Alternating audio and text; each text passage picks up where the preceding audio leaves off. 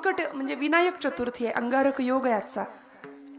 भगवंतांनी या गणेश मंगलमूर्तींनी विनायक भगवंतांनी अवतार घेतला. देवांतक आणि नरांतक नावाचे 2 राक्षस होते, त्यांना मारण्याकरता. भाद्रपदात आपण जी चतुर्थी साजरी करतो ती सिंधुरासुराला ठार करण्याकरता भगवंत अवतीर्ण झालेत. तारकासुराला मारले, सिंधुरासुराला मारले. आणि मग या मंगलमूर्तींची अशी अधिकारी सामर्थ्याची भावना आहे, असं सामर्थ्य आहे की भगवंत कलेचे उपासक, कलेची देवता आहे. राक्षसाचा वध करावा आणि सुंदर नृत्य करावं माझ्या मंगलमूर्तीने. आता असं म्हटलं की नाही तर आमची तरुण मंडळी म्हणतात, हा गणपती सुद्धा नाचला होता आणि तुम्ही काय आम्हाला म्हणता वरातीत नाचायचं नाही, डीजे समोर नाचायचं नाही. गणपतीने सुद्धा नृत्य केलं होतं. पायी घागऱ्या करीती ऋण झुण नाद स्वर्गी पोचतो गणराज रंगी नाचतो नाचतो. त्याने नृत्य केलं पण ते क्लासिकल होतं. ते आम्ही करतो बाईवाड्यावर या तसलं नाही. आमच्या पोरांना नाही सांगावं लागत, ताल लगेच धरला जातो. पण मला असं वाटतं हे नृत्य खरं आहे. मगापासून बघताय ना तुम्ही हरिपाठाचे संस्कार. मी आले तेव्हा इतका गोड हरिपाठ चालू होता. ही सगळी मंडळी मार्गदर्शनाला आहेत, ही सगळी लेकरं. त्यामुळे असं कुठं बोललं की पटकन म्हणतात मंगलमूर्ती सुद्धा नाचले होते, देवी सुद्धा महिषासुराला मारल्यानंतर तिने नृत्य केलं होतं, मग आम्ही का नाही. मंगलमूर्तींनी आधी पराक्रम केला आणि मग नृत्य केलंय. ऐका, पराक्रमाशिवाय केलेल्या नृत्याला काय म्हणतात ते मी या गादीवर बोलत नाही. विठ्ठल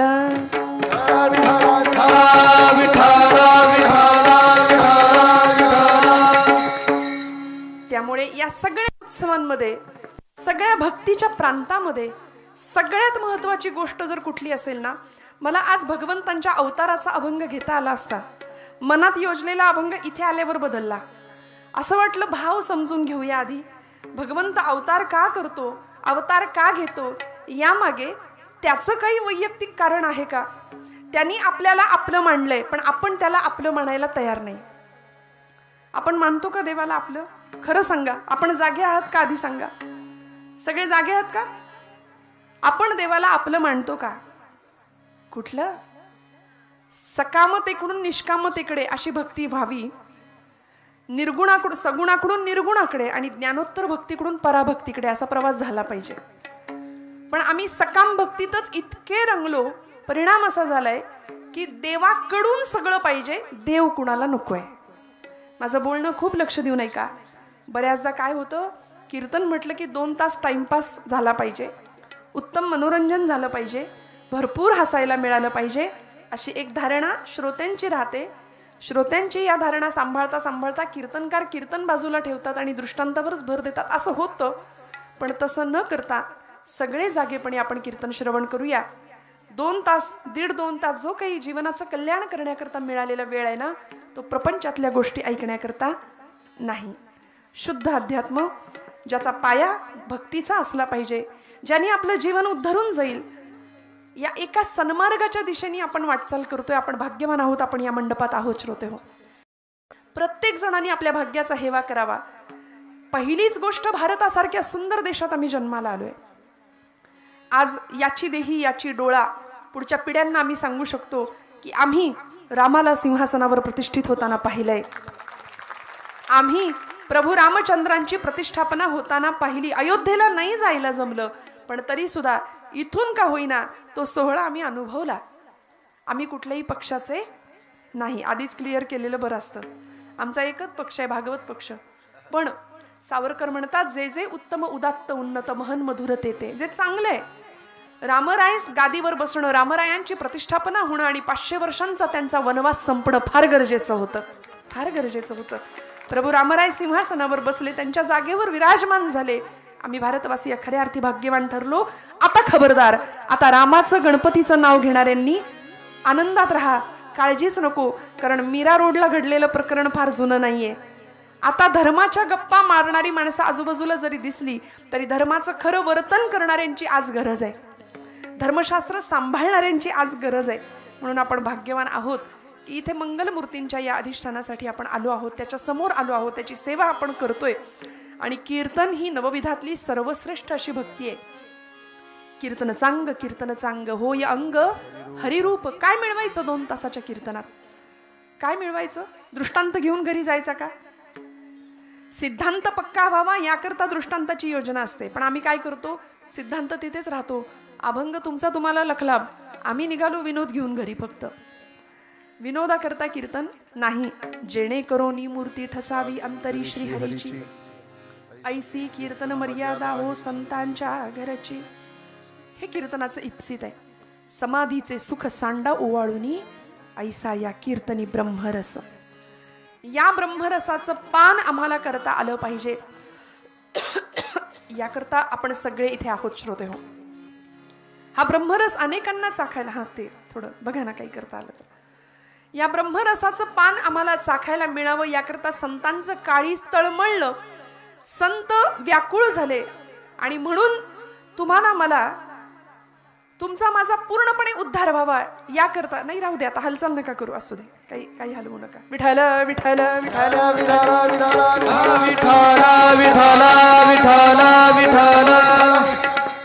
म्हणून संतांचं काळीज तळमळलं की नाही. संतांना आम्ही आई म्हणतो, माऊली म्हणतो ना. विश्ववंद्य जगद्वंद्य ज्ञानोबा माऊली. काळीज हेलावून जातं माऊलींचं नाव घेतलं तरी. तुकोबारायांचं नाव आमचं रसायन आहे, ते आमच्या जगण्याचं रसायन आहे. तुकोबा आणि ज्ञानोबा, छत्रपती शिवाजी आणि छत्रपती संभाजी. म्हणून या लेकरांच्या समोर असे आदर्श आम्हाला ठेवावे लागतील. कुठल्याही पिक्चरचा, कुठल्याही सिनेमाचा हिरो नाही.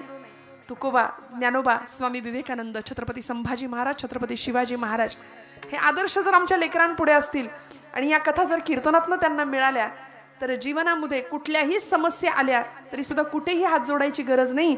सगळी उत्तरं संतांच्या वाङ्मयात आहेत आणि महापुरुषांच्या चरित्रात आहेत. म्हणून म्हटलं आपण भाग्यवान आहोत. स्वतःचं भाग्य, श्रीमंती स्वतःची मान्य करूया. आम्ही भारतीय मंडळी स्वतःची श्रीमंती सुद्धा मान्य करायला तयार नसतो. पाश्चिमात्य लोक समाधानाकरता, मानसिक शांततेकरता भारताकडे आज येत आहेत. विश्वगुरु या पदावर आमचा भारत देश विराजमान आहे. अनेक जन्मांची पुण्याई व्हावी तेव्हा भरतखंडामध्ये जन्म होतो आमचा, नाथांनी संतांनी सांगून दिले. मग आम्ही भाग्यवान आहोत. त्यातल्या त्यात महाराष्ट्रामध्ये जन्म आहे, संतांच्या भूमीमध्ये जन्म आहे, संतांच्या पदस्पर्शाने पुनीत झालेली ही भूमी आहे. बरं, इथे उत्सव साजरा करायला आम्हाला निमित्त नाही लागत. गणेश चतुर्थी करा उत्सव, महाशिवरात्र करा उत्सव, पारायण सोहळे आहेतच. वास्तुशांत असली तरी आम्ही कीर्तन ठेवतो, बारसं असलं तरी कीर्तन ठेवतो. आम्हाला भगवंताचे उत्सव साजरे करायला निमित्त लागत नाही. कारण इथे जन्माला येणाऱ्या लेकरानं कूस जरी पालटली तरी आई म्हणते उत्सव साजरा करा. का? ही भूमी उत्सवी आहे. उगवणारा सूर्य नारायण परमेश्वराचं ते साकार स्वरूप आहे. सृष्टीतला सगळ्यात मोठा उत्सव आहे. आणि अशा उत्सवी सृष्टीमध्ये आम्ही जर मुडदुष्ट चेहऱ्याने बसलो, कुणाच्या घेण्यात नाही, कुणाच्या देण्यात नाही, अजिबात हसायला तयार नाही, हसलो तर आम्ही आध्यात्मिक ठरणार नाही की काय, असं काळजी वाटते काही जणांना. त्यामुळं खूप असं म्हणजे इतकी वाईट परिस्थिती आली. सेल्फीचं युग आहे. आपणच आपल्याकडे बघून हसायचं, आपणच आपल्याला चांगलं म्हणायचं. फोटोग्राफर समोर आला तरी तो म्हणतो हसायचं राहता, स्माईल प्लीज. इतकी वाईट वेळ आली आमच्यावर. का हो? आम्ही जीवनाकडे सकारात्मकतेने बघायला का तयार नाही? काय कमी पडतंय? कुठेतरी शोध घ्यायची गरज आहे. सगळ्यात मोठी श्रीमंती समाधानाची, सगळ्यात मोठी श्रीमंती आरोग्याची, सगळ्यात मोठी श्रीमंती संस्कारांची आहे का? कुठेतरी शंका आहे, कुठेतरी प्रश्न पडलाय. त्या प्रश्नाची उत्तर मिळण्याचं एकमेव ठिकाण हे कीर्तन आहे बरं का. म्हणून ब्रह्मीभूत काया होतसे कीर्तनी, भाग्य तरी ऋणी देव ऐसा, असं म्हटलंय. आपण भाग्यवान आहोत हे मान्य करूया. तुकोबांची, ज्ञानोबांची आमच्यावर पूर्ण कृपा आहे, श्री वरदविनायकाची पूर्ण कृपा आहे. म्हणून आपण त्याच्या समोर आहोत. आणि प्रभू रामरायांच्या कृपेने अखंड भारत वर्षावरती आज धर्माचं राज्य, रामो विग्रहवान धर्म असं वसिष्ठ मुनी म्हणायचे की धर्मच मूर्तिमंत म्हणजे प्रभू रामचंद्र आहेत. आणि अशा धर्माच्या राज्यामध्ये आपण आहोत. हिंदू राष्ट्र म्हणून ज्याला गौरवावं अशा हिंदू राष्ट्रामध्ये आपण आहोत. त्यामुळे सगळेजण स्वतःच्या भाग्याबद्दल निश्चिंत राहूया, अजिबात संशय निर्माण करायचा नाही. आणि बस आता जीवनाचं कल्याण करण्याकरता करायचं काय? मी कुठल्या मार्गाने जाऊ म्हणजे मला सगळं मिळेल? सगळं म्हणजे काय? प्रपंचातलं सुख का? ते तर आहेच हो. ज्याला आम्ही सुख म्हणतोय तो सुखाचा भास आहे, तो ते सुख नाहीये. सुख सुख म्हणता हे दुःख ठाकून आले. जगी सर्व सुखी असा कोण आहे. विचारला समर्थांनी प्रश्न, विचारी मना तूची शोधून पाहे. कोण आहे सगळ्यात सुखी, कोण आहे? मग कधीतरी आम्ही रडून, कधीतरी आर्ततेने भगवंताकडे प्रार्थना करतो का हो? अनुदिन अनुतापे तापलो रामराया, परमदिन दयाळा निरसी मोहमाया. अचपळ मन माझे नाव रे आवरिता, तुझ विणशिण होतो धाव रे धाव आता. भजन रहित रामा सर्व ही जन्म गेला, स्वजन जनधनाचा व्यर्थ म्या स्वार्थ केला. रघुपती मती माझी आपुलीशी करावी, सकळ त्यजून भावे कास तुझी धरा. सगळं बाजूला ठेवावं आणि एक परमात्मा तत्व, एक अधिष्ठान, याच्यासाठी आम्ही कधी आर्ततेने प्रार्थना करतो का? नाही. आम्ही आमच्या प्रपंचासाठी रडतो, आमच्या लेकरा बाळांसाठी रडतो, पतीसाठी रडू, कुणी दुखावलं तर रडू. नको त्या गोष्टी लक्षात ठेवू. 25 वर्षापूर्वी अमुक अमुक अमुक पोराच्या लग्नात मला हलकी साडी दिली, काय 25 वर्ष तीच गोष्ट लक्षात ठेवतो आम्ही. आणि मग 25 वर्षांनी आता बदला घेते, बघ आता पोराच्या लग्नात बघ तुला. किती दिवस या गोष्टी आम्ही लक्षात ठेवणार? नको त्या गोष्टींमध्ये आमचं चिंतन किती खर्च करणार? त्यापेक्षा कधीतरी हातामध्ये मस्त जपमाळ घेऊया. आणि हे ठराविक वयात करण्याचं नाही, लहानपणापासूनच ते संस्कारांचं बीज घराघरामध्ये पेरलं जावं, याकरता कीर्तन आहे. आणि त्यासाठी भगवंताला काय आवडतं, कारण आम्ही जपजाप्य करतो, तीर्थयात्रा करतो, उत्सव करतो, गणेश जयंती साजरी करतो, पण आमच्याकडे असं आहे, भजनाला 8 आणि भोजनाला 60. खरं आहे की नाही? आपण सगळे जागेपणे ऐकताय ना? हेच आहे सगळीकडं, भजनाला 8 भोजनाला. म्हणून तर काल्याच्या दिवशी एरवी 7 दिवसात न येणारी मंडळी येतात, सगळं गाव झाडून येतं. 7 दिवसात मंडपात न फिरकणारी मंडळी काल्याच्या दिवशी प्रसादाला हजर असतात. मग देवाला काय आवडतं आणि आपल्या आवडीकरता काय चाललंय, याचा सारासार विचार तुमच्या माझ्याकडून व्हावा, ही संतांची तुमच्या माझ्याकडून अपेक्षा आहे. काय आवडतं त्याला? पत्रम पुष्पम फलम तोयम यो मे भक्त्या प्रयच्छति तदहम भक्तिपरुतम अश्नामी प्रयतात्मनः. गीतेमध्ये भगवंत स्वतः सांगतात, पत्र पुष्प फल तोय, काही द्या म्हणाले, मला मला काही चालेल.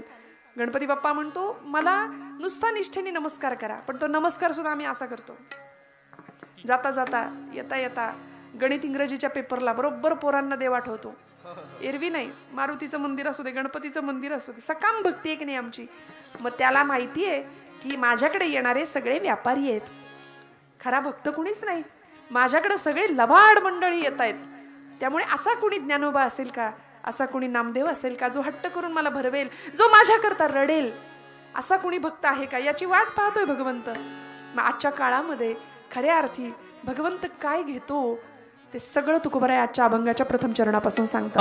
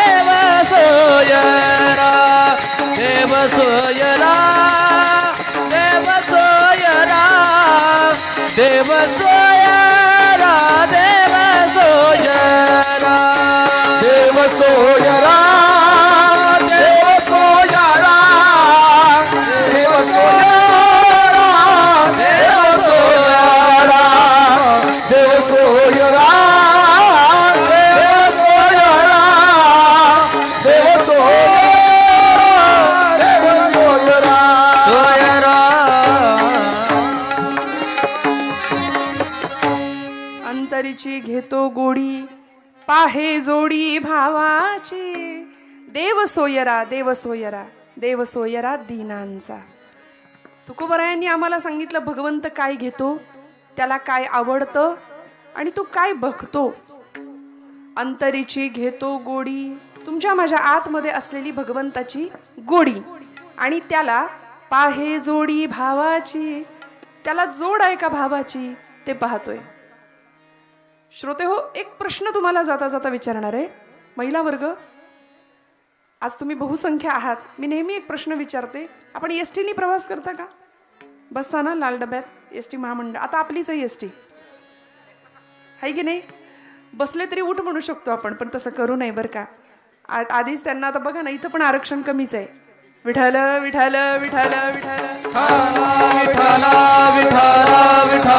विठ्ठल म्हणजे आरक्षण कमी म्हणजे जास्त संख्या महिलांची, असं मला म्हणायचंय. नाराज होऊ नका बरं का, नाही तर तुम्ही म्हणाल एकदा पहिल्यांदा बोलावले आणि एवढं महिलांची बाजू घेतोय, असं नको व्हायला. आपण एसटीने प्रवास करतो, कुठे बसतो आपण? अट्टहास कुठे असतो बसण्याचा? हा, खिडकी. बरं, अजून पहिल्या सीटवर सुरुवातीला ना. मागे बसलं की काय होतं? सगळे आदळापट आहे, धक्के दणके आहेत. मग आपला हट्ट असतो की पुढे बसायचा. ड्रायव्हर पासून जेवढ्या जवळ असू तेवढे धक्के दणके कमी आहेत, मागे मागे मागे. आणि हळूहळू मागे मागे मागे सगळ्यात लास्टच्या सीटवरचा अनुभव ज्यांनी घेतलाय त्याला माहिती आहे. मग साधे एसटी ड्रायव्हर पासून आपण जेवढे लांब तेवढी दणके धक्के जास्त आहेत. मग आपण वरद विनायकाला जगाचा मालक म्हणतो. तो ड्रायव्हर आहे, अनंत कोटी ब्रह्मांड नायक, जगत चालक परमात्मा आपण त्याला म्हणतो की नाही. सगळं जग तो चालवतोय. वृक्षाचेही पान हाले ज्याची सत्ता राहिली अहंता, मग कोठे देखवी ऐकवी एक नारायण तयाचे भजन. मग असा भगवंत जगाचा चालक आहे, तो ड्रायव्हर आहे, स्टेरिंग त्याच्या हातात आहे. मग त्यांनी स्टेरिंग घेतलंय हे आपल्याला ज्ञात आहे. मान्य आहे का? मान्य आहे. त्याच्या इच्छेने सगळं चाललंय. आमचा श्वास सुद्धा आम्ही त्याच्या इच्छेने घेतो. त्यांनी जर ठरवलं ना थांबवायचं, तर माणसं म्हणतील उचला आता. कारण आपले वारकरी संप्रदायाचं एक थोर विभूतिमत्व काही काळापूर्वी आपल्यातून हरवलं. असे सद्गुरू श्री बाबा महाराज सातारकर ते म्हणायचे की तुम्ही देवाला माना किंवा मानू नका. आपण म्हणतो ना देव आहे की नाही, फार पुढारलेली मंडळी असतात, सोफिस्टिकेटेड. देव नाहीये ठामपणे बोलतात. खरं तर 100% नास्तिक कोणीच असू शकत नाही या जगात. स्वतःला नास्तिक म्हणवणारा माणूसच जास्त आस्तिक असतो. कारण देव नाही असं आपण ठामपणे म्हणतो ना. ते म्हणायचे तुम्ही देवाला माना किंवा मानू नका, त्यांनी तुम्हाला मानलंय एवढं लक्षात ठेवा.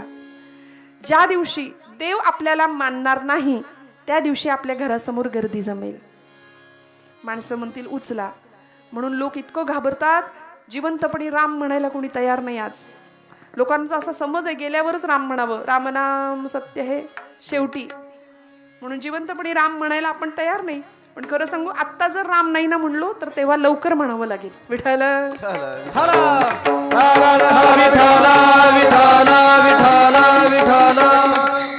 मग त्या जगत चालकापासून, जसं एसटी ड्रायव्हर पासून आपण जेवढ्या जवळ असू तेवढी आदळ आपट कमी आहे, तसं त्या जगत चालक परमात्म्यापासून आपण जेवढे जवळ असू तेवढे धक्के दणके कमी बसतील आयुष्यात. आणि त्याच्यापासून आपण जेवढे मागे मागे मागे मागे जाऊ ना, लांब जाऊ, तेवढी सगळी आदळापट आहे, लक्षात ठेवा. मग तक्रार नाही करायची. आम्ही तक्रार फार करतो, देवाला बघवलंच नाही, काय रे देवा असंच झालं तसंच झालं, सगळं खापर देवावर फोडतो की नाही. पण भगवंत म्हणतात माझ्या जवळ बसा ना, सद्गुरूंच्या सानिध्यात बसा. मन सद्गुरूंच्या चरणावर, वाणी भगवंत नामामध्ये अर्पण केली, प्रारब्ध ईश्वरावर सोडून दिलं की मग आदळा आपट नाही, धक्के नाही, दणके नाही, जीवन प्रवास अत्यंत सुलभ आणि सुंदर होऊ शकतो. ही ग्वाही आम्हाला संत देत आहेत. त्यामुळे भगवंताला काय आवडतं? अंतरीची घेतो गोडी. आपल्या अंतःकरणामध्ये भगवंताप्रती किती आवड आहे, मंगलमूर्ती प्रती किती आवड आहे. आज त्याचा दिवस आहे भगवंतांचा, त्याची जयंती आज. देवांतकाला नरांतकाला ठार केलं भगवंतांनी. कश्यप आणि ऋषी आदिती मातेच्या पोटी जन्माला आले. विनायक नाव आहे त्यांचं, महोत्कट विनायक असं म्हणतात आजच्या अवताराला. या मंगल मूर्तींच्या विषयी आमची आवड किती आहे. मी नेहमी सांगते, आपल्याकडे गणपती उत्सव होतो, भाद्रपदात होतो, मंडळांची स्थापना, मंडळामधली भांडणं वाद सगळे आपण जाणून आहात.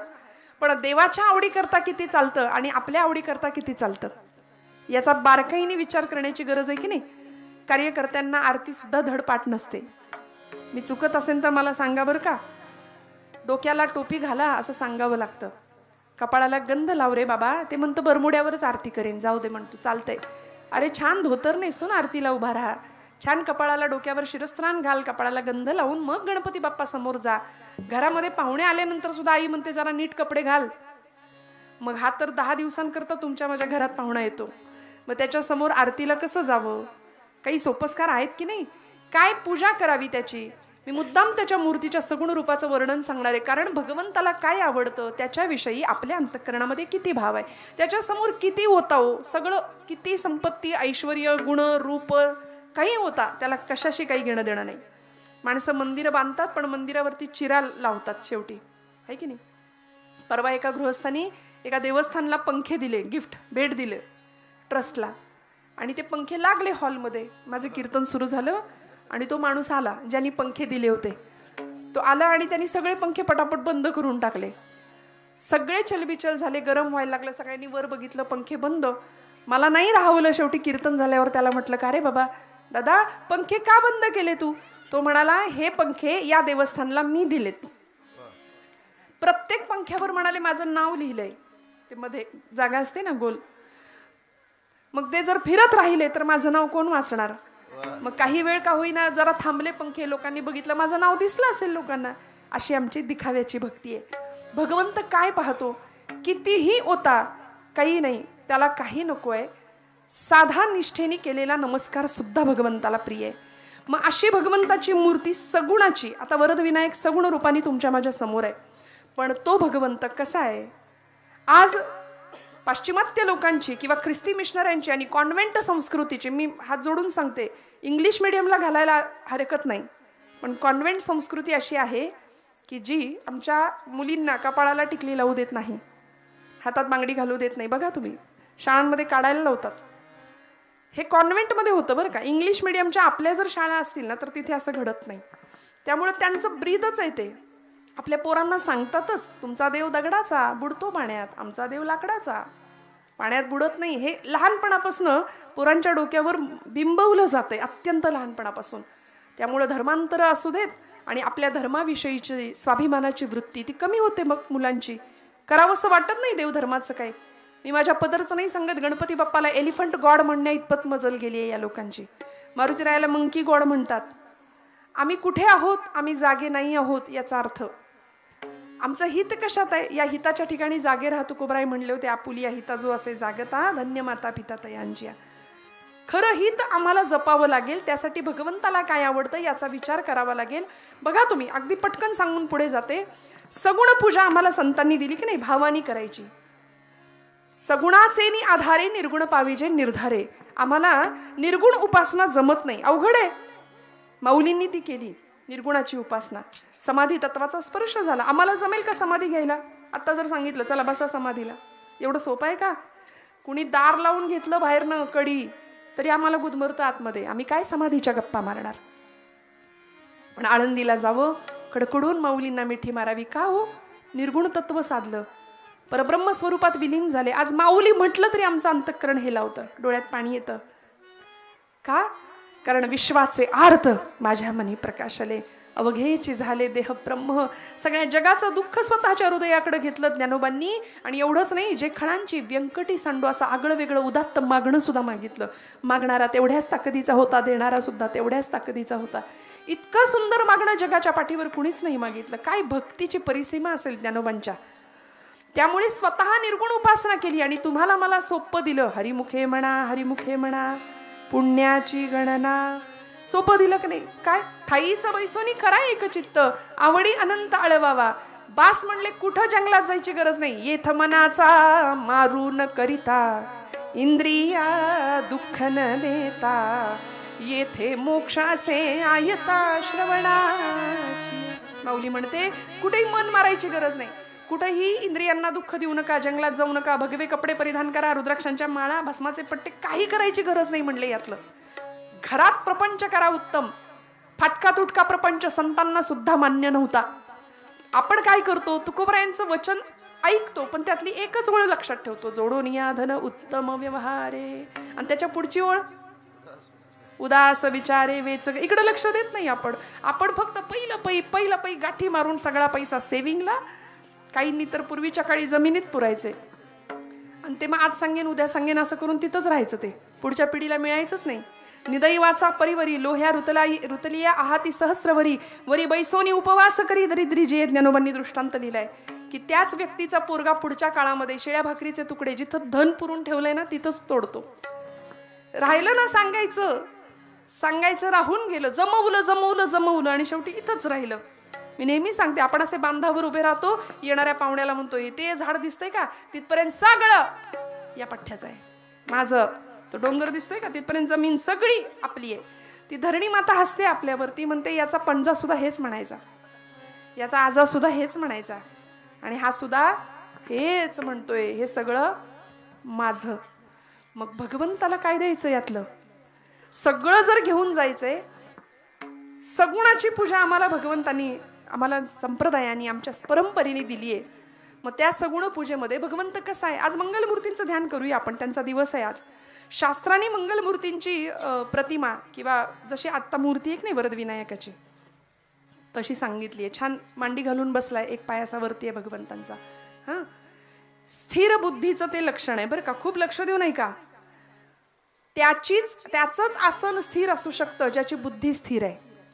आमची बुद्धी 10 ठिकाणी फिरते, है की नाही. बुद्धीचे वैभव अन्य नाही, तुझे एका केशवराजे सकळ सिद्धी, असं ज्ञानोबाराय म्हणतात ना. ती बुद्धी आम्हाला त्या केशीराजापर्यंत घेऊन जाते. स्थिर बुद्धीचं लक्षण आहे स्थिर आसन. म्हणून प्रत्येक लहान मुलांनी, शाळकरी मुलांनी, कॉलेजवयीन मुलांनी मोबाईलकडे थोडंसं दुर्लक्ष करून गणपतीची उपासना करायला घ्यावी, कारण स्थिर बुद्धी दाता येतो, विघ्न हरता येतो. आसन स्थिर त्याचंच असू शकतं ज्याची बुद्धी स्थिर आहे. आता कीर्तनात जरी बसलो तरी 100 आसनांचे प्रकार आमचे होतात करून, एकदा या मांडीवर एकदा त्या मांडीवर, आहे की नाही. पण स्थिर बुद्धी पाहिजे. बुद्धी स्थिर, मन स्थिर असेल तर आमचं आसन सुद्धा स्थिर राहील. बघा, गणपती मांडी घालून बसलाय, त्या गणपतीला भलं मोठं पोट आहे ना. मग त्या पोटाला का बरं एवढं मोठं पोट आहे त्याचं, कधी विचार केलाय का? मोदक खातो म्हणून. गणपतीला मोदक खाताना कधीच कोणी बघितलेलं नाहीये. मध्यंतरी तो दूध प्यायला होता म्हणे, है की नाही. आमची भावना जशी तसा तो फळ देईल आम्हाला. पण आता काळ असा आहे, आता नामदेव नाही आहे की पांडुरंग येईल जेवायला. आता आम्हाला कुठे वेळ आहे तेवढ्या अर्जवानी, तेवढ्या आर्ततेने गणपतीला मोदक द्यायला. पण गणपतीचं पोट मोठं आहे, लंबोदर आपण म्हणतो त्याला. म्हणून तर आरतीमध्ये लंबोदर पीतांबर फणीवर बंधना, सरळ सोंड वक्र तुंड त्रिनयना. लंबोदर पीतांबर फणीवर, काय बघा बरं नक्की काय म्हणता आपण. परवा एका कार्यकर्त्यांनी मला सहज कानावर आलं, तो म्हणला लंबोदर पीतांबर फळीवर वंदना. म्हटलं फळीवर वंदना, कुठली वंदना फळीवर बसवली? काही म्हणतो आम्ही बरं का, काही त्याला आरतीला स्तोत्राला काही अर्थ नसतो, काही म्हणतो जे कानावर येईल ते बडबडतो आपण. पण त्यामागे काहीतरी शास्त्र आहे, त्यामागे काहीतरी शिकण्याची वृत्ती असावी. ते भलं मोठं पोट भगवंताचं, अनंत ब्रह्मांडे उदरी. आमची पापं त्यांनी पोटात घेतली श्रोते हो, आईच्या मायेने आम्हाला सांभाळलंय म्हणून ते पोट मोठं आहे. आणि त्या पोटाला ती पापं पुन्हा बाहेर येऊ नयेत म्हणून नागपाशाने बांधलंय. म्हणून फणीवर बंधना, बंधन केलंय नागपाशाचं. 4 हात आहेत भगवंतांना. एकदंतं चतुर्हस्तं पाशमं कुशधारिणं अथर्वशीर्ष, रदंच वरदं हस्तैर्बिभ्राणं मूषकध्वजं, रक्तं लंबोदरं शूर्पकर्णकं रक्तवाससं, रक्तगंधानुलिप्तांगं रक्तपुष्पैः सुपूजितम्.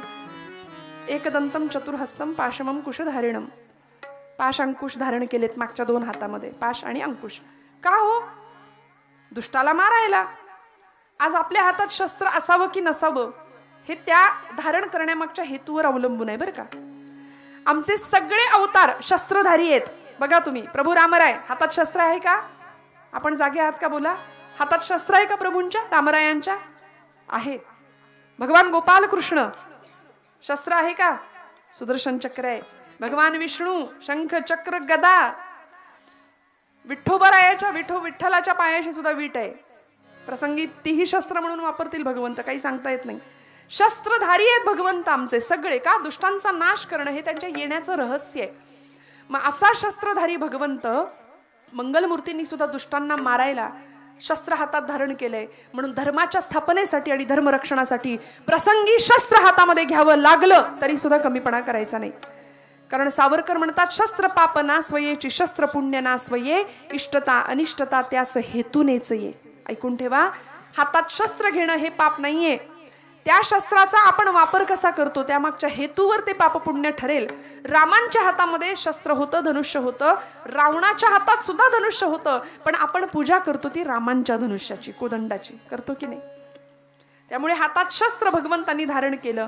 आम्ही 9 दिवस नवरात्रीमध्ये आमच्या पोरींना गरबा शिकवण्यापेक्षा थोडंसं अंग स्वसंरक्षण जर शिकवलं, हातात शस्त्र, लाठीकाठी, तलवारबाजी, रायफल शूटिंग जर शिकवलं ना, तर लव जिहादच्या केसेस घडणारच नाहीत आमच्या आजूबाजूला, नाही घडणार.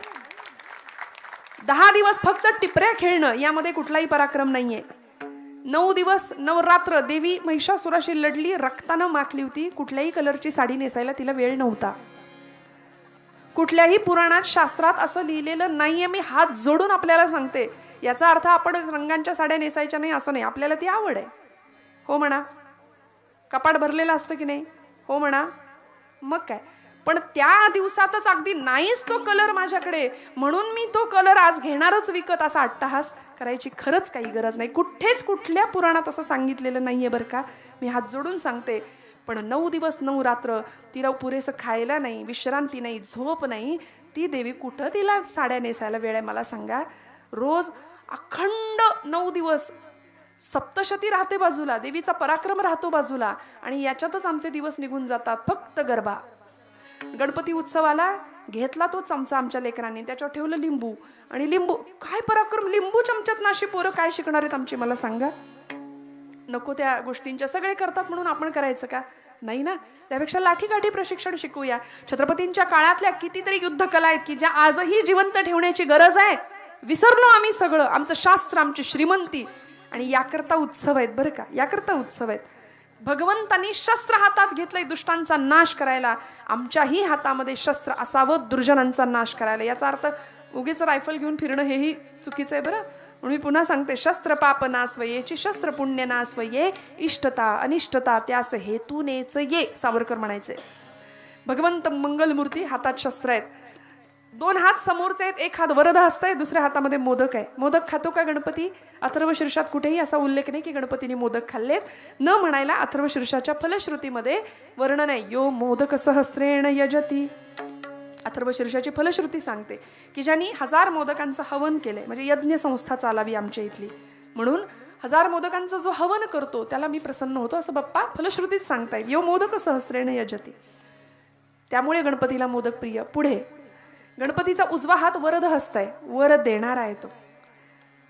भक्तांना वर घेणारा आणि अभक्तांना वर पाठवणारा असा आहे तो.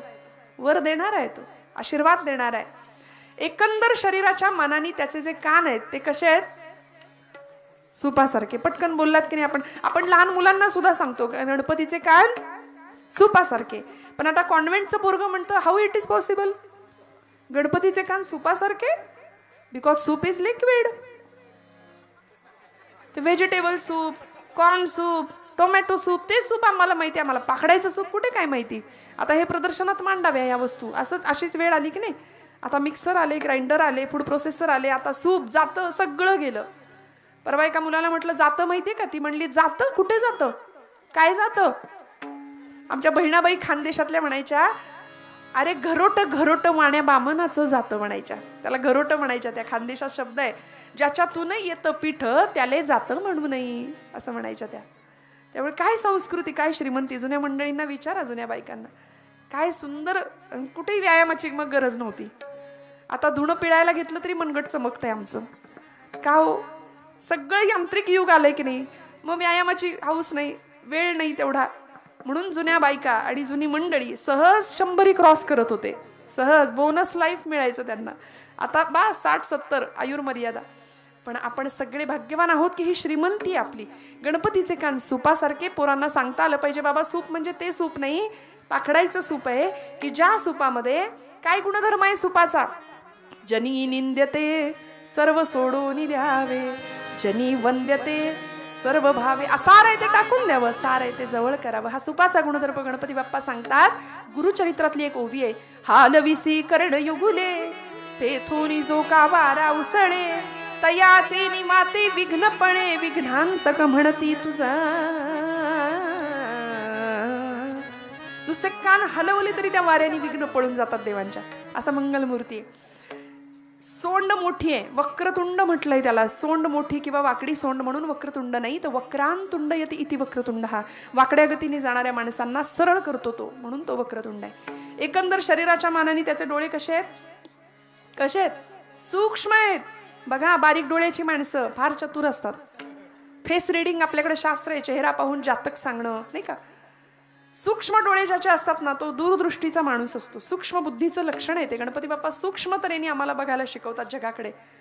आणि अशा पद्धतीने भगवंतांच्या पायाशी जो बसलाय तो कोण आहे? कोण आहे की नाही? मूषक म्हणतात त्याला. संस्कृत मध्ये उंदराला किंवा मूषकाला आखू असं म्हटलंय. जसं तो मूषक वाहन आहे तसं त्याला आखू वाहन असं सुद्धा म्हटलंय. आखू या शब्दाचा अर्थ आहे माया, आणि उंदीर हे मायेचं प्रतीक आहे. मग माया कुठे घ्यायची? डोक्यावर घ्यायची नाही. संसारामध्ये गणपती बाप्पा सांगतात माया पायाशीच राहू द्या, कारण मायाधीनम जगत सर्वम. हे सगळं जग मायेच्या अधीन आहे. आम्ही सगळे मायेच्या प्रभावाखाली आहोत. त्यामुळे माया पायाशीच ठेवूया, कारण कुरतडणं हा मायेचा स्वभाव आहे. उंदराचा स्वभाव सुद्धा चंचल, कुरतडणं हा उंदराचा स्वभाव आहे. तशी माया आम्हाला कुरतडते बरं का. हे माझं, ते माझं, ते माझं असं करता करता करता ज्यांच्यासाठी डोळ्यात आसवा आणतो तीच मंडळी, तोच मुलगा ज्याच्यासाठी रक्ताचं पाणी करावं, हाडाची काढ करावी, जीवाचं बाबा तुम्हाला सगळंच माहिती आहे माझं, रान करावं, हे सगळं करावं. आणि तोच मुलगा 60-70 ओलांडल्यानंतर बापाला म्हणतो आता इथं काही उपयोग नाही तुमचा, तुम्ही नसलात तरी चालतंय, असलात तरी काही फरक पडत नाही. कुत्र्यांना सांभाळतील, त्यांच्यावर प्रेम करतील, बेडवरती कुत्री नेतील, अगदी इतकं त्यांचे लाडकोड करतील, पण आई वडिलांना सांभाळायची वृत्ती नाही. मग हे सगळं कधी अनुभवायला येतं? जगाने दिलेलं नाकारले पण वाट्याला येण्यापूर्वी सावध होऊया आणि आपलं कोण आहे याचा विवेक करूया. तुकोबराय सांगतात कोण आहे माझं अभंगाचं दुसरं चरण. देव सोयरा, देव सोयरा, देव सोयरा, देव सोयरा, देव सोयरा, देव सोयरा, देव सोयरा, देव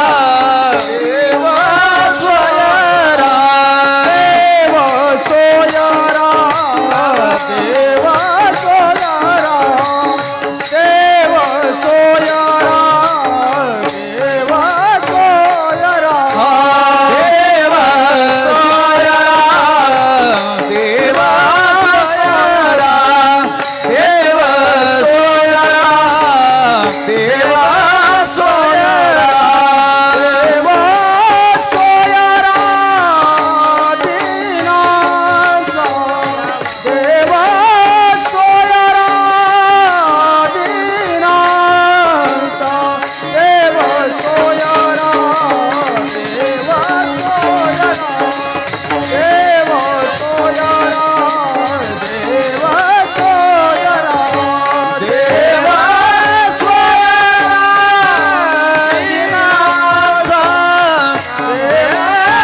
सोयरा, दीनांचा देव सोयरा, देव सोयरा, देव सोयरा, देव सोयरा, देव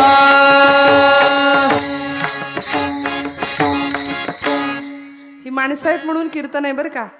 उगीच मी म्हटलं मगाशी की मी कीर्तन केलं असा अहंकार होऊ शकतो, पण ह्या मंडळींशिवाय सेवा होऊ शकत नाही. जोरदार टाळ्या वाजवा सगळ्या गायक वादकांसाठी. काय महाराजांची नावं सांगाल तुम्ही? हा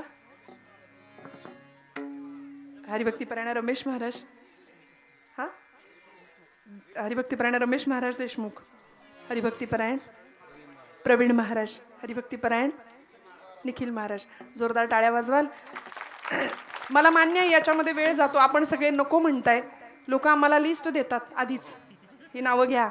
त्यामुळे नामापेक्षा नावासाठीच कीर्तनाला आलोय की काय असं वाटतं. विठ्ठल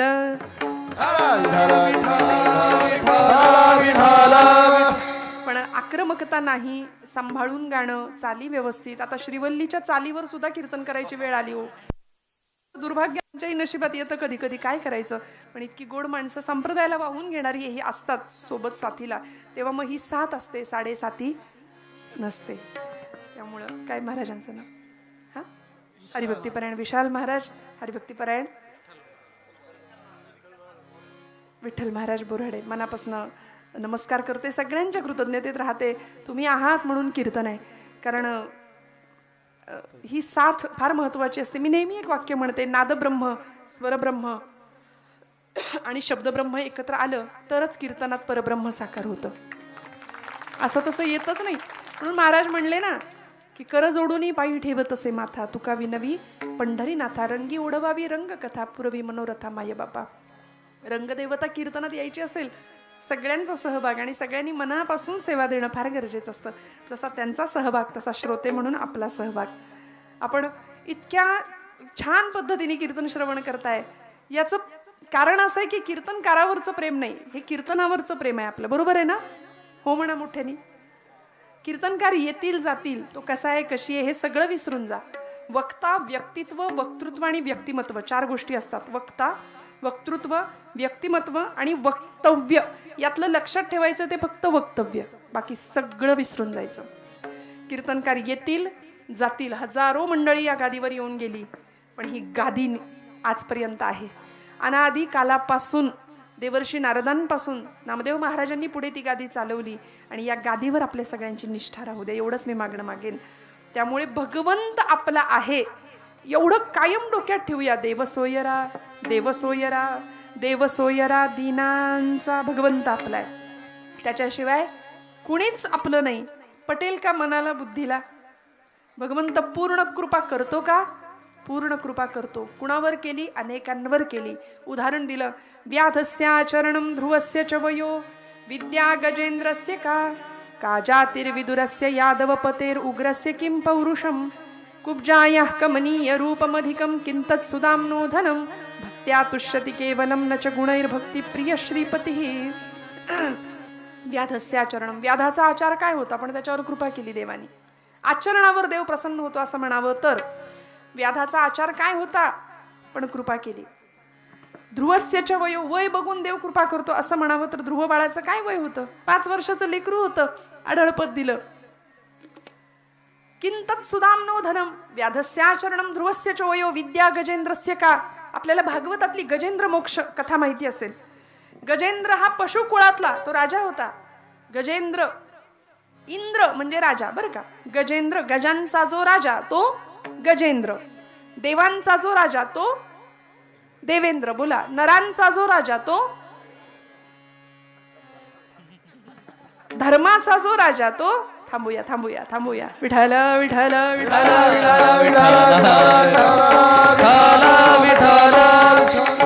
त्या गजेंद्राला सुद्धा भगवंतांनी मोक्ष दिला. दिला की नाही? नकरानी पाय पकडलेला असताना भगवंताची आठवण केली, बास काही नाही लागलं. एक कमळाचं फुल फक्त त्याच्या दिशेने फेकलं, आला भगवंत. हाके सरशी घाली उडी, धावनिया बंध तोडी भगवंत आला. का जातिर्विदुरस्य यादवपतेर उग्रस्य किं पौरुषम. जात कुळ बघून देव कृपा करतो असं म्हणावं तर विदुरांची जात काय होती? दासीपुत्र होते की नाही? पण भगवंतांनी काय केलं हो? शिष्टाई करता आले होते. कुठे? कौरवांच्या राजसभेमध्ये यायचं होतं. दुर्योधनाला अक्कल शिकवायची होती. बाबा रे युद्ध करू नको, ऐक माझं. पण ऐकलं नाही ना त्यांनी. सुईच्या टोकावर मावेल एवढं सुद्धा साम्राज्य पांडवांना देऊ देणार नाही म्हणले. जा काय करायचं ते कर. पांडव भगवंत खूप समजावून सांगतायत, अरे बाबा ऐक माझं, नको युद्ध, 5 गावं मावतील एवढी जमीन दे आणि मोकळा हो. नाही, शिष्टाई करता आलेले भगवंत. दुर्योधनाने भरपूर पाहुणचार करायचा ठरवला होता, पण भगवंत म्हणतात चलो विदुर घर जाये उधोजी, चलो विदुर घर जाये उधोजी, चलो विदुर घर जाए उधोजी, चलो विदुर घर जाए उधोजी, चलो विदुर घर जाए उधोजी, चलो विदुर घर जाए उधोजी, चलो विदुर घर जाए उधोजी, चलो विदुर घर जाए दुर्योधन का मेवा त्यागे, दुर्योधन का मेवा त्यागे, विदुर की कन्या पावे, चलो विदुर घर जाए उधोजी, चलो विदुर घर जाए चलो विदुर घर जाए, चलो विदुर घर जाए विदुरानं कण्या वाढल्या तरी चालतील म्हणाले, पण जायचं विदुराकडे. विदुर पत्नी सुशीला छान पाहुणचार करावा भगवंतांचा. का जातीर विदुरस्य यादव पतेर उग्रस्य किम पौरुषम. उग्रसेन यादवाचं पौरुष काय होतं, पण मथुरा जिंकली, कंसाला ठार केलं भगवंतांनी. मारलं की नाही कंसाला? कंसाला मारलं ना, जागे आहात ना सगळे. कृष्णाने कंसाचा वध केला. मथुरेमध्ये आले गोकुळ सोडून, सगळ्यात पहिलं काम केलं ते कंस वध केला. आमचे गुरुजी सुद्धा लहानपणी शाळेत असताना मला सांगायचे, गणित सुटायचं असेल तर आधी कंस सोडवला पाहिजे. बरोबर ना? कृष्णाने आधी कंसाला सोडवलं, पुढची गणित सगळी आपोआप सुटली. कंस सुटला, मग त्याचं सगळं जे राज्य होतं ना मथुरेचं, ते भगवंत घेऊ शकत होते की नाही खरं सांगा? गादीवर बसले असते, त्यांना कोणी काही म्हटलं नव्हतं, पण औदार्याचा राजा, त्यांनी सगळं दिलं उग्रसेन यादवांना. मुकुट चढवला, वृद्ध झालेल्या उग्रसेनांच्या कैदिवासातनं मोकळं केलं. काय परंपरा होती, बापाला कैदेत टाकायचं आणि स्वतः सिंहासनावर बसायचं. हीच परंपरा सगळे राक्षस लोकांची आहे बरं का. त्यामुळे भगवंतांनी उग्रसेनाला सगळं देऊन टाकलं. का जातिर्विदुरस्य यादव पतेर उग्रस्य किं पौरुषम कुब्जायः कमनीय रूपमधिकं किंतत् सुदाम्नो धनम. कुब्जेचं रूप काय पाहिलं, रूपवान व्यक्तीवर देव कृपा करवतो असं म्हणावं तर कुब्जा 3 ठिकाणी वक्र होती, वाकडी होती, म्हणून तिला कुब्जा नाव पडायचं, कुरूप. मथुरेमध्ये आले, चंदन हातात होतं, तिच्या कंसाला लावायला निघाली होती. भगवंतांकडे पाहिलं, तिथंच थांबली, बघत राहिली, त्रिभुवनाचं सौंदर्य पाहत राहिली, मदनाच्या पुतळ्याला बघत राहिली. आणि भगवंतांनी तिला हाक मारली, हे सुंदरी. ती लागली रडायला, डोळ्यातनं पाणी आलं. देवा, मस्करी करतोस का रे माझी? अरे कुरूप म्हणतात लोक मला सगळे, मी 3 ठिकाणी वक्र आहे, बघ तरी माझ्याकडे नीट, आणि मला सुंदरी म्हणतोस. भारतीय संस्कृतीने आत्म्याच्या सौंदर्याला महत्व दिलं श्रोते हो, बाह्य सौंदर्याला नाही. आत्मिक सौंदर्य फार महत्वाचं आहे. म्हणून अंतःकरणाची शुद्धता आणि नीतियुक्त आचरण 2 गोष्टी फार महत्वाच्या आहे. मी इथं असलेल्या प्रत्येकाला हात जोडून सांगते, आयुष्यात खूप गोष्टी कमवाल, खूप गोष्टी गमवाल, पण अंतःकरण शुद्ध असेल आणि तुमची नीती जर उत्तम असेल, नीतीचं आचरण असेल ना, तर माझ्यावर विश्वास ठेवा, परमेश्वर काटा सुद्धा टोचून न देण्याची जबाबदारी घेतो. फक्त या 2 गोष्टींचं सांभाळायची, अंतःकरण शुद्ध आणि नीतिमत्तेचं आचरण. कारण आज चारित्र्याचं आचरण कमी पडतंय. आजूबाजूला बघा, चारित्र्य भ्रष्ट माणसं आम्हाला दिसत आहेत, मर्यादे पलीकडचं जीवन आम्हाला दिसतंय. म्हणून रामांची प्राणप्रतिष्ठा झाल्यानंतर इथल्या प्रत्येक देशातल्या तरुणांनी आता इथून पुढे ठरवूया की आता रामचरित्राचा अभ्यास करण्याची गरज आहे. एखादी वेब सिरीज नाही बघितली एखाद दिवशी तरी चालेल. ते डबडं प्रत्येकाच्या हातात आहे, झोपताना उशाला लागतंय, त्याशिवाय झोप नाही लागत आहे. रात्रभर आमची तरुण मंडळी, मला सांगा ना तुम्ही, या पलीकडे एखादी वेब सिरीज, एखादा पिक्चर नाही बघूया, आयुष्य असंही संपणार आहे, पिक्चर बघून पण संपणार आहे आणि देवधर्माचं कार्य करून सुद्धा संपणार आहे. मग जर झिजायचंच आहे तर देवकार्यासाठी, देशकार्यासाठी, राष्ट्रकार्यासाठी आमचं शरीर झिजवूया, ही संतांची धारणा आहे की नाही. भगवंत कृपा करतो. सुदाम्याकडं काय होतं, पण सगळं दिलं. ऋण तरी मुठभर पोहे, त्याच्या व्याजात हे मनगरी, ती व्याज म्हणून सुवर्णाची नगरी दिली. मुठभर पोह्यांचं ऋण होतं, व्याज म्हणून सुवर्णाची नगरी. तुम्ही म्हणाल मुद्दलाचं काय, मुद्दल म्हणून मुक्तीच देऊन टाकली. मुद्दलात मुक्ती देणे ही कोण्या साहुकार आहे, असा कुठला साहुकार बघितलाय का हो? मुक्ती दिली. आणि सुदामावर सुद्धा कृपा केली, प्रत्येकावर कृपा केली, प्रत्येकावर. भगवंत कुब्जेला म्हणायचे, अगं बाई, तू 3 ठिकाणी वाकडी आहे, माझं तरी वेगळं काय आहे, मी सुद्धा 3 ठिकाणी वाकडाच आहे. उत्तरेकडचे संत भगवंताबद्दल बोलताना म्हणतात, हमारे बाकी बिहारी थोडे टेढ़े है. तो वाकडाच आहे, तो नटखटच आहे, 3 ठिकाणी वाकडा आहे. तो पायात वाकडा आहे, कमरेत वाकडा आहे आणि मानेत वाकड्या असाच उभा राहतो की नाही, त्रिभंगी देहुडा असं भगवंतांचं व्यापकत्व आहे. पण संत आम्हाला सांगतात त्याला आपलं म्हणायचं आम्ही सोडून देतो आणि नको त्या पद्धतीने भगवंताच्या मूर्तीचं आम्ही बाहुलं करून टाकलं. हे माझे शब्द नाही, हे नाथांचे शब्द आहेत. नाथांनी भारूड लिहिलं आणि त्याला बाहुलं असं नाव दिलं. भगवंताला आपलं म्हणत नाही आपण, फक्त सोपस्कार म्हणून मंदिरात जातो, मूर्तीची पूजा करतो आणि त्या मूर्तीचंच बाहुलं करून टाकले. का बरं नाथांना असं म्हणावं लागलं? ऐकून ठेवा, बाहुल्यांमध्ये खेळण्याचं काही वय असतं ठराविक. बघा जागेत ना आपण सगळे, बाहुल्यांबरोबर कधी खेळतात पोरं? आता खेळत नाही, सोडून द्या. आता ते डबडं असतं प्रत्येकाच्या हातात. आजोबा सांगतात मला सुद्धा समजत नाही एवढं त्याला कळतं. हे कौतुक त्याचं 1.5 वर्षाच्या पोराला, ते बरोबर स्क्रोल करतं, बरोबर त्याला कुठलं फंक्शन पाहिजे ते उघडतं. आहे फास्ट आहे पिढी, सगळं स्मार्ट आहे की नाही आता. पण आम्ही कुठल्या शब्दाचं कुठल्या गोष्टींचं कौतुक करावं याचं तारतम्य मोठ्यांनी ठेवणं फार गरजेचं आहे. होतं काय माहितीये का, आम्ही आपल्या लेकरांना सांगतो विठ्ठल विठ्ठल विठ्ठल विठ्ठल विठ्ठल विठ्ठल. आम्ही आपल्या लेकरांना सांगतो की हे तुझं आहे बरं का. आपल्या सगळ्यांचं लक्ष आहे विठ्ठल विठ्ठल विठ्ठल आता लक्ष आहे सगळ्यांचं. आपण आपल्या पोरांना सांगतो ही एखादी वस्तू, साधं खोड रबर इरेझर असतो, शाळेत नेताना त्याला म्हणतो हे तुझं आहे, कुणाला द्यायचं नाही. ते पोराच्या डोक्यावर पक्क बसतं हे माझं आहे. आणि मग त्याला गमतीने जरी कोणी म्हटलं बघू बघू बघू बघू मला दे, ते म्हणतं माझं आहे.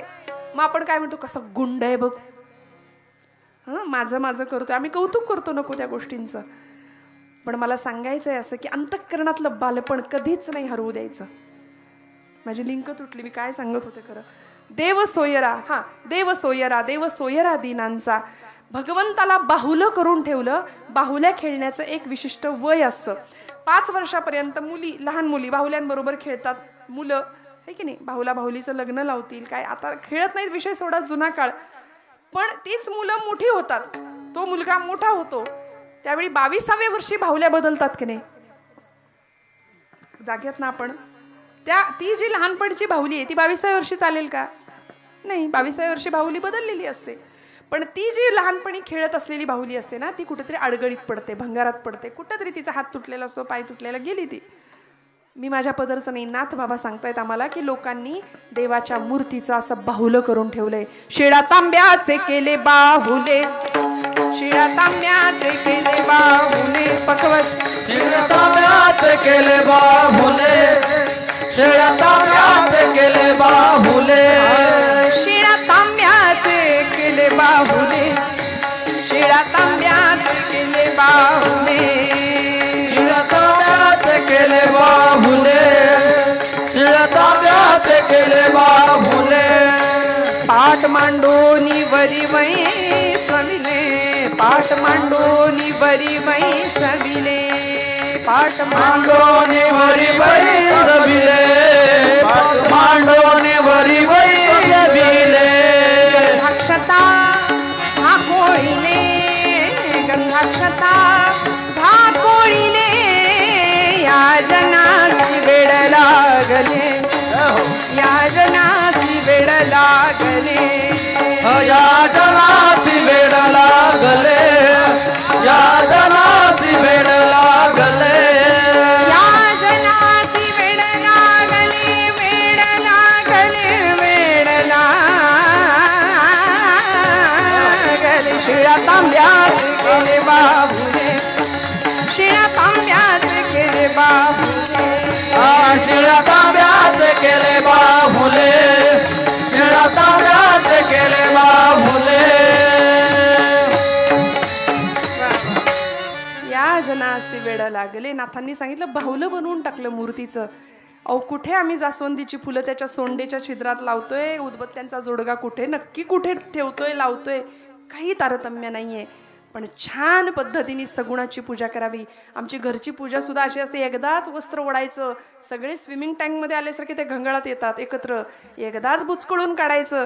मग तो गंध नेमका डोळ्यात जातोय, नाकात जातोय की आणखी कुठे जातोय. एवढा वेळच नाही आमच्याकडे. आहे का आमच्याकडे वेळ? नाहीये. मला वेळ नाही. हे जगात सगळ्यात खोटं वाक्य आम्ही पटकन बोलून मोकळे होतो. खोटं वाक्य आहे बरं का हे, जगातलं सगळ्यात खोटं वाक्य आहे. मला वेळ नाही. किती द्यायचंय देवाला? तरी गा ऐसे करी. माऊली सांगते यया आठा प्रहरा माझारी मोटके निमिष भरी दे तुझाच. बास, निमिष भरी द्यायचंय. डोळ्याची पापणी झाकणं आणि उघडणं याला जितका वेळ लागतो त्याला निमिष म्हणतात बरं का. सेकंदाच्या पेक्षाही कमी काळ आहे हा. मग तेवढंच फक्त द्या म्हणाले. तेवढी आठवण जरी माझ्या भगवंताची तुम्ही काढली ना तरी तो येईल, तो तुम्हाला सांभाळेल. फक्त अंतःकरणात भाव असू दे, त्याच्याविषयी अंतःकरणात प्रेम असू दे. मग तो काय करतो आपल्यासाठी. तिसरं चरण. आपुल्याच वैभवे, आपुल्याच वैभवे, आपुल्याच वैभवे, आपुल्याच वैभवे, आपुल्याच वैभवे, आपुल्याच वैभवे, आपुल्याच वैभवे, आपुल्याच वैभवे, डोंगरावे निर्मळे, डोंगरावे निर्मळे, डोंगरावे निर्मळे, डोंगरावे निर्मळे. देव सोयरा, देव सोयरा, देव सोयरा, देव सोयरा, देव सोयरा, देव सोयरा, देव सोयरा, देव सोयरा.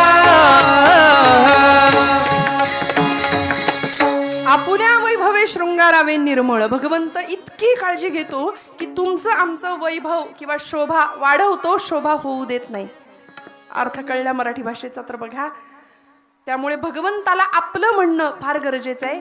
त्याला आपला सोयरा म्हणणं फार गरजेचं आहे. कारण त्याच्याशिवाय आपलं कुणीने हे ठाम मनावर बिंबवावं आणि त्याला काय आवडतं ते त्याला द्यावं. त्याला काय आवडतं, त्याला त्याचं नाम आवडतं. बोला विठोबा रखुमाई. टाळी वाजवा, भजन करा, सुंदर भजन करा सगळ्यांनी म्हणा.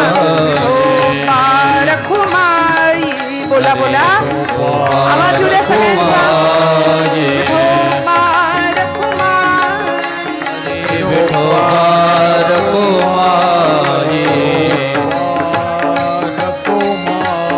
विठोबा रखुमाई, विठोबा रखुमाई, विठोबा रखुमाई, विठोबा रखुमाई, विठोबा रखुमाई, विठोबा रखुमाई, विठोबा रखुमाई,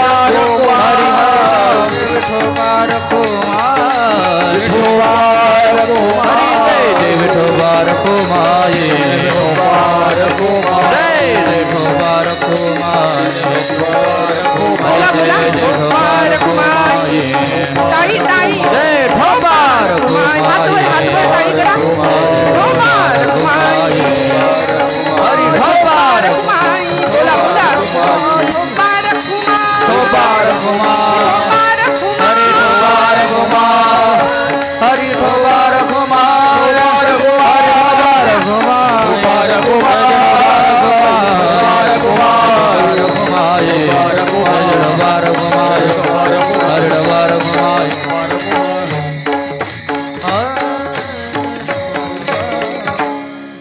हात सुद्धा वर गेले नाही आमचे पूर्ण, है की नाही. इतकी टाळाटाळ आम्ही करतो. वाजव की नको, वाजव की नको. परवा तर असं म्हणजे आपलं इथलं नाही सांगत बरं का.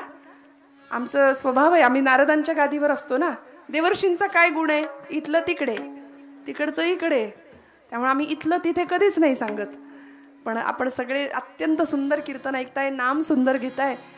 काय शेवटी सोबत न्यायचंय मंडळी. काही क्षण मिळतात आयुष्याचं सार्थक करण्याकरता. ते क्षण इथे आहेत, या मंडपात आहेत.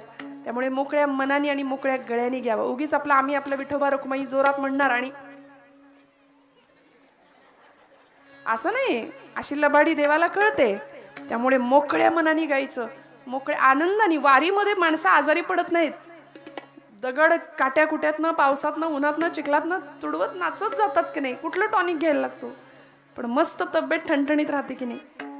त्यामुळे भगवंत काय काय देतो याची लिस्ट तर तुकोबरे आम्हाला देतातच. आपुल्या वैभवे शृंगारावे निर्मळ, भगवंत भक्ताची शोभा होऊ देत नाही. फक्त त्याकरता त्याच्याकरता काहीतरी करावं लागेल. आपुला तो एक देव करून घ्यावा महाराज म्हणले. काय झालं होतं, बोटाला कापलं देवाच्या, म्हणून गेला सुभद्रेकडे गेला. सगळ्यांकडे गेले देवर्षी नारद, कुणीच द्यायला तयार नाही ना चिंधी बांधायला. सुभद्रा बोलली शालूनी पैठणी, फाडू नका देऊ सांगा तुम्हासी मी. माझी कांजीवरम पैठणी शालू फाडून देऊ की काय बोटाला कापलं म्हणून. पाठची बहीण झाली वैरीण. मग धावत गेला द्रौपदीकडं आणि नुसतं कळालं देवा कापलं का रे. पटकन पदराचं टोक फाडलं. द्रौपदीसी बंधू शोभे नारायण, भर जरी ग पितांबर दिला फाडून.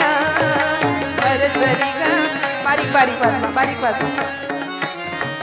द्रौपदीसी बंधू शोभे नारायण, द्रौपदी बोलली हरीची मी कोण, तरी मला त्याने मानली बहीण. हृदयाची चिंधी देईन फाडून, एवढे तयाचे माझ्यावरी ऋण. वसने पुरवोनी हरी राखी माझी दास, चिंधीसाठी आला माझ्या दारी हरियास. त्रैलोक्य मोलाचे वसन दिले फाडून, द्रौपदीसी बंधू शोभे नारायण, भर जरी ग पितांबर दिला फाडून. द्रौपदीसी बंधू शोभे नारायण, दिलं फाडून क्षणाचाही विचार न करता. आणि या प्रसंगाचं ऋण भगवंत लक्षात ठेवतात. भर दरबारामध्ये दुःशासनाने केसांना धरलंय, फरफटत ओढत आणतीये. दयेची याचना करत होती, बाबा रे मला नको ओढूस असा, मला घेऊन जाऊ नकोस. कौरव कुलाची मर्यादा आहे, मी कौरवांची स्नुषा आहे. दरबारात आली, पितामह भीष्मांच्याकडे पाहिलं. पितामह आजोबा तुमची नात सून आहे मी. धृतराष्ट्राकडे पाहिलं, कौरव कुलाच्या सुनेसोबत असा प्रसंग आपण उघड्या डोळ्यांनी पाहता. 5 रथी महारथी एकापेक्षा एक होते, 5 पांडव. 5 पांडवांकडे पाहिलं, सगळ्यांनी माना खाली घातल्या होत्या हो, कुणीच मदतीला नाही. आणि त्यावेळी ही द्रौपदी माता हात उंचावते आणि हे गोविंदा, हे माधवा, हे मधुसूदना, धाव म्हणून धावा करते. त्यावेळी भगवंत त्या चिंधीचं ऋण सहस्त्रपटींनी या प्रसंगात फेडतात. भगवंत शिल्लक नाही ठेवत. आमचे ब्रह्मचैतन्य गोंदवलेकर महाराज म्हणतात, तुम्ही माझ्या रामाकरता 1 पाऊल चाला, माझा राम तुमच्याकरता 20 पावलं चालत येईल. आपण जर चाललोच नाही ना, तर देव म्हणेल तू तुझ्या जागी बरा, मी माझ्या जागी बरा. अशी आमची स्वार्थी भक्ती आहे की नाही, लबाड भक्ती आहे. त्यामुळे भगवंताकरता करावं, मोकळ्या मनाने करावं, धर्माकरता करावं. आज परिस्थिती आणि वेळ अशी आहे श्रोते हो, आमचा धर्म धोक्यात आहे. आजूबाजूला प्रचंड भीषण भयान वातावरण आहे. ज्या काळामध्ये भगवंतांनी शोभा वाढवावी असे अनेक महापुरुष होऊन गेले की ज्यांनी जीवाची बाजी लावली, रक्ताचं पाणी करावं, स्वराज्याची उभारणी करावी. जीवाला जीव देणारे मावळे होते स्वराज्यामध्ये. छत्रपतींच्या सिंहासनासमोर, न्यायासनासमोर प्रत्येक जण जीवाची बाजी लावून लढत होता. काय मिळणार होतं या बदल्यामध्ये? फक्त देव मानलं होतं राजाला. हिंदूंसाठी स्वतःचं सिंहासन उभं करायचं होतं, स्वतःची बाजू निर्माण करायची होती. कारण सुलतानांच्या लढाया, मोगलांच्या लढाया, परक्यांची आक्रमणं, जाळपोळ, लुटालूट, अन्याय, अत्याचार, कित्येक ब्राह्मणी गुजरणी भ्रष्टविल्या, किती एक हाल होऊन मेल्या, किती एक देशांतरा त्या विकिल्या. इतकी भयान परिस्थिती होती. हे ऐकायला सोपं आहे. आजचा काळ आपण इथे येऊन आपले उत्सव साजरे करतोय. छत्रपती शिवाजी महाराजांची अनंत कृपा आहे तुमच्या माझ्यावर, म्हणून आम्ही इथे आहोत. आमच्या कपाळावरचं कुंकू सुरक्षित आहे, आमच्या संस्कृतीमध्ये आम्ही जगू शकतो. आणि आता त्यांच्याविषयी कृतज्ञता नाही पाळली, नाही बाळगली तर आमच्यासारखे नतद्रष्ट आम्ही आहोत.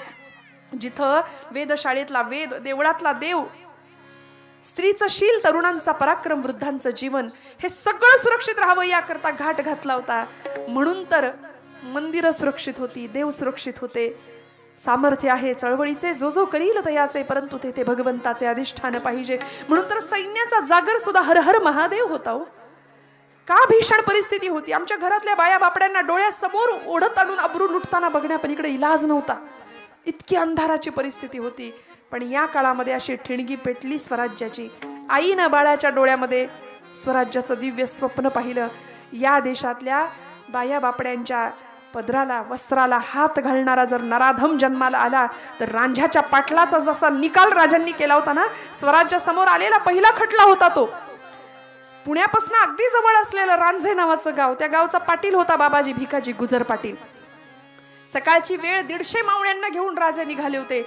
शंभू महादेवाच्या मंदिराचा भगवा ध्वज दिसला, मंदिरामध्ये गेले, नमस्कार केला भगवंतांना. कुणीतरी गुळपाणी आणलं, पटकन ते प्राशन केलं, सगळ्यांचं क्षेमकुशल विचारलं आणि निघाले. बरं का, भात खाचरं लागली, शेताची बांध लागले. लोकांनी काम करता करता हातातलं साहित्य ठेवलं, मुजरा केला. राज जय भवानी, जय शंभू महादेव, हर हर महादेव. राजांनी अभय मुद्रा द्यावी आणि तेवढ्यात एक भीषण आर्त किंकाळी राजांच्या कानावर यावी. राज वाईस थांबा, राज वाईस थांबा. डोईला मुंडासं होतं, कपाळावरचा घाम टिपला, बगलेत मुंडासं दाबलं आणि ठेचकाळत एक म्हातारा 70 इकडे झुकलेला राजांच्या समोर येऊन उभा राहतो. 150 मावळे कड करतात राजांना. राजे मध्ये उभे राहतात, प्रत्येकाच्या हातात तलवार आहे, भाले आहेत, सिक्युरिटी होती. बरं का, त्या म्हाताऱ्यांनी यावं समोर आणि राजांना बघावं. तुमच्यापैकी शिवबा राजा कोण आहे र? तान्यांनी सांगावं, बाबा तुम्ही ओळखत नाही आमच्या राजाला. अव हे नव्ह का आमचं शिवबा राजा. त्या म्हाताऱ्याला वाटलं राजा म्हणजे कोणीतरी 50शीचा असावा, एवढं चांगलं राज्य करतोय. जवळ आला, सर्वांगानं हात फिरवला, डोक्यावरनं हात फिरवला, गालावरनं हात फिरवला. म्हणाले, शाबास र माझ्या राजा, लई चांगलं राज्य करतोयस. म्हणून तो हात फिरता फिरता राजांच्या कमरेला असलेल्या तलवारीच्या वज्रमुठीकडे गेला आणि त्या मुठीवर म्हाताऱ्याचा हात पडला.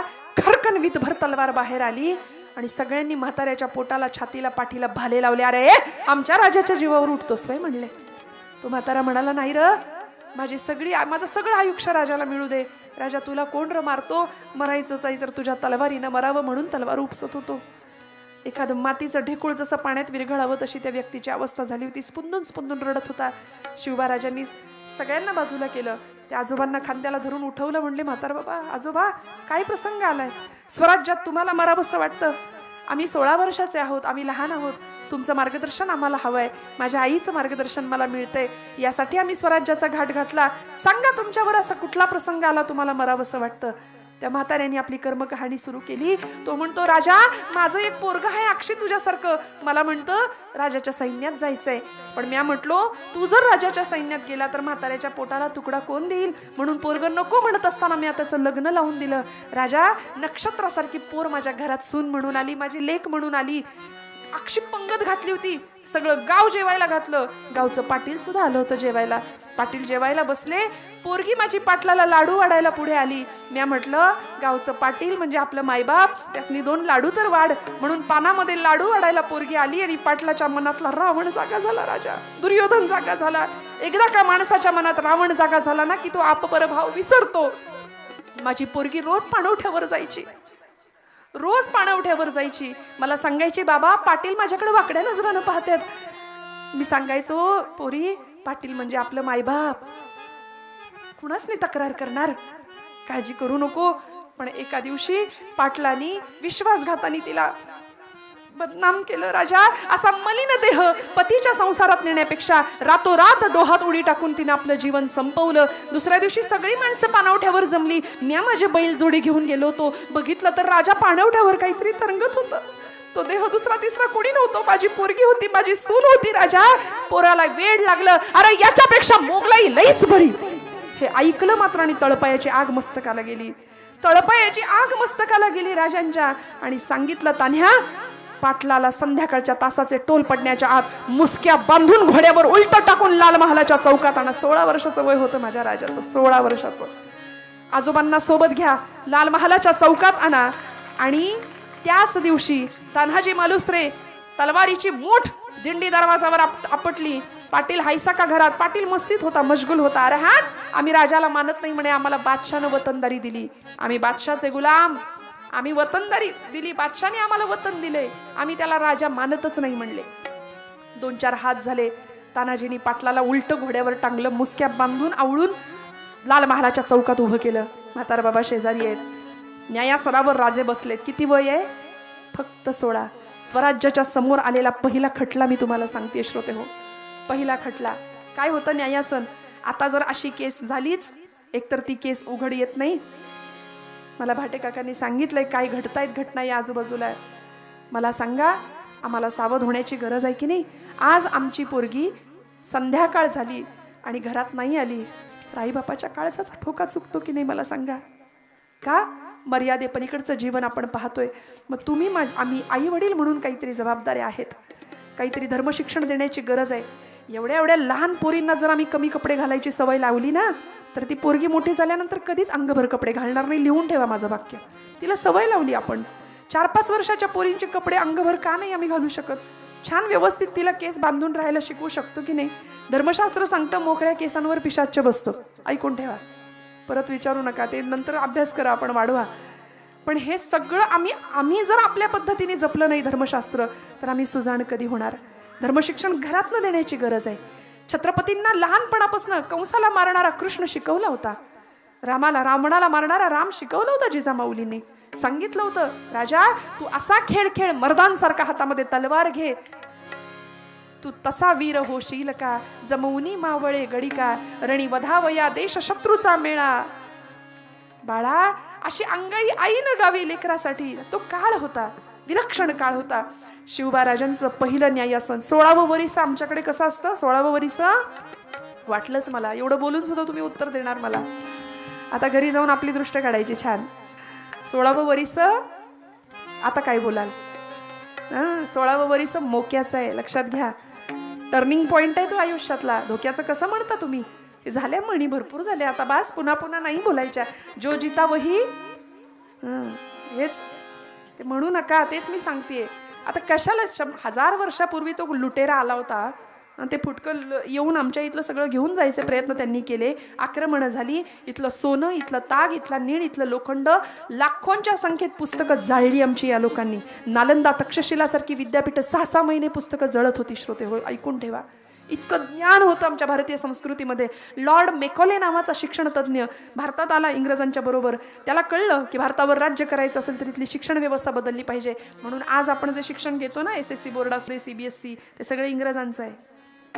आपली गुरुकुल पद्धती आहे, आपली परंपरा, शास्त्रांचं शिक्षण आहे, संस्कृतचं शिक्षण आहे, वेदांचं शिक्षण आहे. ते कुठे आहे आमच्या पोरांकडे? ते नाहीये. म्हणून घराघरात गीता पठण, घराघरात हरिपाठ असावा. लेकरांकडे गीता देऊया.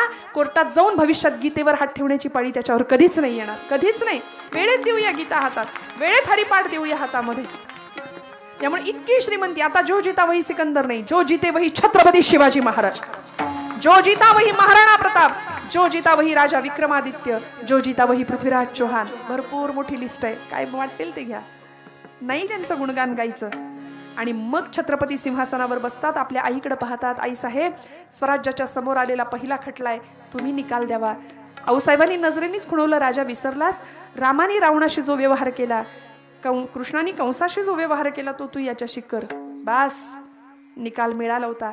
काय होणार? सकाळी गुन्हा कळला, दुपारी खटला चालला, संध्याकाळी निकाल देऊन राजे रिकामे होते. ही राजांची न्यायव्यवस्था होती. आता अशी केस कोर्टात गेली तर डोक्यावरचे केस जातात, पण केस काही संपत नाही. अशी अवस्था आहे. इतकी भीषण भयान अवस्था आहे श्रोते हो. का राजांचं चरित्र आम्हाला पुन्हा पुन्हा ऐकायची गरज आहे? राजांनी एकच फरमान सोडलं, संध्याकाळच्या तासाचे टोल पडायच्या आत बाबाजी भिकाजी गुजर पाटील राहणार रांझे चौरंग करा म्हणाले देहाचा. 2 हात आणि 2 पाय तोडून टाकायचे, वेशीवर टाकून द्या, देहाचा चौरंग करा. भैरोजी चोर नावाचा मावळा, मर्द मावळा, हातात 1.25 हात लांबीची समशेर घेऊन संध्याकाळच्या तासाचे टोल पडण्याच्या आत पाटला समोर आला. पाटील गयावया करू लागला, राज एक डाव माफ करा, राज गोतमुखानं न्याय द्या. अरे हट म्हणाले, तुला साक्षी पुरावे मागायचा सुद्धा अधिकार नाही. कुठला लांडगा शेळीच्या पिलावर झडप घालताना पुरावा शिल्लक ठेवतो? तुला पुरावा मागण्याचा सुद्धा अधिकार नाही. त्याचे 2 हात आणि 2 पाय कलम करायचा आदेश दिला. आणि रांझे गावच्या या पाटलाला भैरोजी चोरांनी सपासप तलवारीचे वार करत रक्ताच्या थारोण्यामध्ये पाटील निचेष्ट होऊन पडला. पाय तुटले, हात तुटले आणि गडबडा लोळत ते धड नुसतं वळवळ वळवळ करत तडफडत त्या रक्ताच्या थारोळ्यामध्ये. जिजाऊ माऊलींच्या डोळ्यामध्ये पाणी दिसलं शिवाजी महाराजांना. राजे जवळ गेले, आऊसाहेब तुम्ही मला त्याला देहदंडाची शिक्षा द्यायला सांगितली होती, पण मी त्याला मारलं नाही, फक्त मी त्याचे हातपाय कलम केले, म्हणून माझ्यावर नाराज आहात का? आऊसाहेब म्हणतात, शिवबा सांगाल का कारण असं का केलं? तेव्हा शिवबा सांगतात, आऊसाहेब आज हा पाटील जिवंत इच्छा असून जगू शकत नाही आणि इच्छा असून मरू शकत नाही. आजपर्यंत जोपर्यंत हा जिवंत असेल तोपर्यंत या देशातल्या माय बहिणींना सांगत राहील, या देशातल्या रावणाला आणि दुर्योधनाला सांगत राहील, खबरदार आपल्या देशातल्या माय बहिणींकडे जर वाकड्या नजरेने बघाल तर तुमची ही अवस्था करणारा शिवाचा अंश आता निर्माण झालाय. हे सगळे जगाला कळावं याकरता आऊसाहेब पाटलाचे फक्त हातपाय कलम केले. पाटील जिवंत आहे, इच्छा असून मरू शकत नाही आणि इच्छा असून जगूही शकत नाही. यावेळी पायावर नतमस्तक झाले. जिजाऊ माऊलींच्या डोळ्यातनं घळघळ अश्रुधारा राजांच्या मस्तकावर पडतायत आणि आयुष्यातला पहिला राज्याभिषेक करत होत्या. पहिला अभिषेक 16व्या वर्षी आऊसाहेबांनी डोळ्यातनं अश्रुधारा वाहून केल्या. आऊसाहेबांना राजे म्हणत होते, आऊसाहेब रडू नका, कारण या देशामध्ये या भूमीमध्ये सीतेचा एक अश्रू कौरवांच्या त्या रावणाच्या दरबारात पडला, रावणाचा निर्वंश झाला. द्रौपदीचा एक अश्रू कौरवांच्या सभेत पडला, कौरवांचा निर्वंश झाला. महाराष्ट्राच्या भाग्यात आपल्या अश्रूंचा मोल करण्याची ताकद नाहीये. आऊसाहेब आपण रडू नका. आशीर्वाद घेतले. असा भगवंत सुद्धा सांभाळतो का हो? कारण सामर्थ्य आहे चळवळीचे. चळवळ होती पण हर हर महादेव हे अधिष्ठान होतं. चळवळ होती पण माझा राजा 64 कवड्यांची देवीची माळ गळ्यात घालत होता, पोत घेऊन भुत्या बनून नाचत होता. इतकं सिंह अधिष्ठान पक्क होतं तुळजाभवानीचं आणि शंभू महादेवाचं. तुमच्या माझ्या आयुष्यात असं अधिष्ठान पक्क असावं. आणि हे असल्यानंतर भगवंत अशा भक्तासाठी काय करतो? शेवटचं चरण. तुका माने जीवी सवे, तुका माने देवी सवे,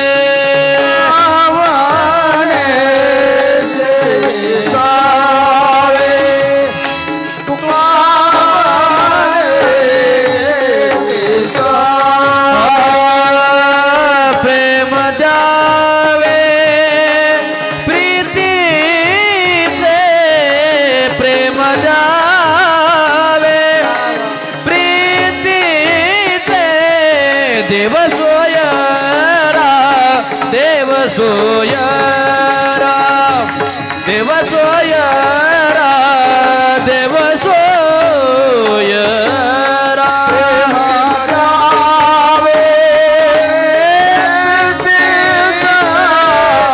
प्रेम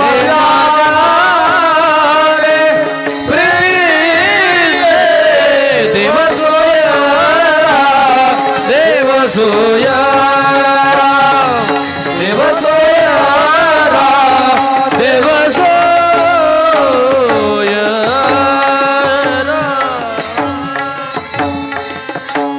भैरवी नंतर घ्या. नाही तुका म्हणे जीवी स्वयं, प्रेम द्यावे प्रीतीचे. देव सोयरा, देव सोयरा, देव सोयरा विनाचा. तजरे अभिमान जान गुनियन को, तजरे अभिमान, तजरे अभिमान जान गुनियन को. गुणकी से मान मान अवमान. तजरे अभिमान, तजरे अभिमान, तजरे अभिमान.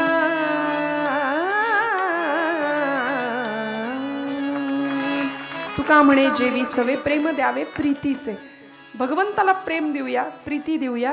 भगवंत तुमच्या माझ्यासोबत येऊन जेवतो सुद्धा. हे उदाहरण नामदेवांच्या बाबतीत खरं ठरलंय. जनाबाई सोबत आला भगवंत, जात्यावर दळण दळू लागला. काय पुरुषार्थ आहे. देवळातला देव स्वयंपाक घरात आणला की नाही जनाईने? तुम्ही आम्ही आणतच नाही. कारण आणि आमचा स्वयंपाक असा असतो, इथं केल्याची किंमत नाही, खाल्ल्याची किंमत नाही, गिळा एकदाशी, असा आमचा स्वयंपाक असतो. त्यामुळे देव तिथे कसा येईल? देव तेव्हाच येईल जेव्हा दळिता कांडिता तुझं गायीनं अनंता. माझा महिला वर्ग, मला खूप कौतुक का वाटतं? कारण सगळं बघावं लागतं महिला वर्गाला. खूप तडजोड करून प्रपंच चालवतात. म्हणजे जुन्या बायका, आताच्या नवीन मुली सुद्धा त्यांच्या त्यांच्या पातळीवर संघर्ष करतात. जुन्या महिलांना विचारा काडीला काडी लावून, तुमच्या सगळ्यांचे प्रपंच काय सुंदर फुलवले, सांभाळले. हां, कधीतरी ऐकायला लागलं तुम्हाला मी आहे म्हणून, मी आहे म्हणून सगळं चाललंय. मग त्यांनी म्हणण्याआधी आपणच म्हणा ना, बाई ग तू आहेस म्हणून. बघा कसं मांस मुठभर वाढेल, मग अजून जोमानी प्रपंच होईल सुंदर. आणि सुंदर प्रपंच नाथांसारखा, गिरिजाबाईसारखा सुंदर परमार्थ, असा छान प्रपंच आणि परमार्थ तुमच्या माझ्या वाट्याला यावा. तेव्हा भगवंत का नाही येणार तुमच्या माझ्या समोर? जो साठी आला, मीरेसाठी आला, नामदेवांसाठी आला, कान्होपात्रेसाठी आला, सखूसाठी आला, जनाबाईसाठी आला, सगळ्यांसाठी आला, तसा तुमच्या माझ्याकरता सुद्धा येईल. फक्त विश्वास ठेवूया. आज झालेली सेवा भगवंत चरणावर समर्पित करते. बराच वेळ झालाय, आपल्या सगळ्यांच्या कृतज्ञतेत राहते. वरद विनायकाच्या चरणी झालेली सेवा सुपूर्त करते. परमादरणीय प्रदीप काका भाटे यांच्या तळमळीतून आणि त्यांना साथ देणाऱ्या अनेक मंडळींच्या मार्गदर्शनातून या सर्व मंडळाच्या, देवस्थानच्या संयोजकांचे, आजच्या कीर्तनाच्या संयोजकांचे, आयोजकांचे मनापासून आभार व्यक्त करते. सर्व कीर्तनासाठी लाभलेले साथीदार, गुणीजन, गायक, वादक मंडळी सगळ्यांच्या ऋणात राहते. सगळ्यांच्या विषयी कृतज्ञता व्यक्त करते. बोलत असताना जर काही वेडवाकडं गेलं असेल तर मोठ्या अंतःकरणाने क्षमा करा. आपल्या सगळ्यांचे आशीर्वाद मागते. पुन्हा एकदा उत्तम ध्वनी व्यवस्था, काही त्रास नाही मला बरं का, तुमचा छान तुमच्या पद्धतीने तुम्ही हाताळलं. मनापासून सगळ्यांच्या विषयी कृतज्ञता व्यक्त करते. गावातली तरुण मंडळी, आता तरुणांनी समोर यावं, वृद्धांनी मार्गदर्शन करावं आणि मग अजून मोठ्या पद्धतीत हा उत्सव बहरावा अशी सदिच्छा व्यक्त करते. मंगलमूर्तीच्या चरणी प्रार्थना करते आणि सेवेला विराम देते. ज्ञानेश्वरा माऊली ज्ञानराज माऊली तुकाराम जय जय जय ज्ञानेश्वर माऊली विठ्ठल जय जय विठ्ठल विठ्ठल जय जय विठ्ठल विठ्ठल जय जय विठ्ठल विठ्ठल जय जय विठ्ठल. बोली दिले पुढे वेळेवा पुढे उत्तरे क्षमा अपराध महाराज तुम्ही नाही विचारिला अधिकारणी आपुला क्षमा अपराध महाराज तुम्ही सिद्ध ज्ञानेश्वरा पाया पैकी करा क्षमा अपराध महाराज तुम्ही माऊली ज्ञानदेव देव तुकाराम ज्ञानदेव तुकाराम देव तुकाराम तुकाराम तुकाराम तुकाराम तुकाराम. विद्यार्थी आहे तिथं बसा. हरता वारता विघ्नाची नुरवी पूर्वी प्रेम कृपा जयाची सर्वांगी सुंदर उटी शेंदुराची कंठी जळके माळ मुक्ता फळाची जय देव जय मंगल मूर्ती हो श्री राजमूर्ती दर्शन मात्रे मन स्मरणे मात्रे मन कामना पूर्ती जय देव रत्ना खजिता भरा तुझ गौरी कुमारा चंदनाची कोटी कुमकुमकेश्वरा हिरे जळिता मुकुट शोभतो भरा तेनो पुरे चरणी घालया जय देव जय मंगल मूर्ती हो श्री राजमूर्ती दर्शन मात्रे मन स्मरणे मात्रे मन कामना पूर्ती जय देव जय लंबोदर पीतांबर फणिवर वल्लडा सरळ सोंड वक्र तुंड त्रिनयना दाश्रमाचा